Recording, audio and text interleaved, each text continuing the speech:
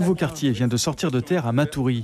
La zone d'aménagement Copaya est désormais reliée à la route nationale.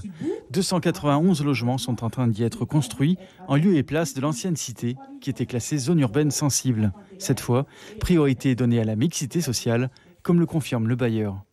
Nous aurons un programme de l'ordre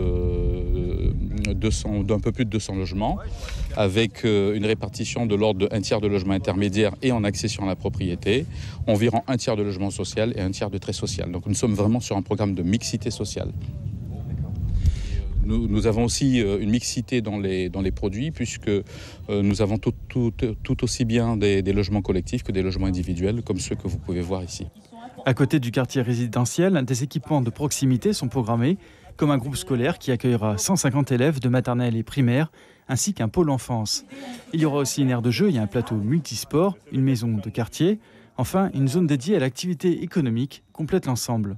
Il s'agit de ne pas répéter les erreurs d'urbanisme qui ont conduit à l'échec des précédentes constructions, aujourd'hui détruites. Cet ancien quartier dans Copaya était forcément en voie d'échec parce qu'au départ, les différents partenaires n'avaient pas mesuré la portée de ce qui devait arriver en termes d'explosion, de boom démographique, mais aussi en termes d'espace de jeu, d'espace de convivialité. Il n'y avait pas suffisamment d'espace pour que les jeunes puissent s'exprimer. Ils l'ont tellement dit à l'époque, je m'en souviens, que ça a fini par exploser.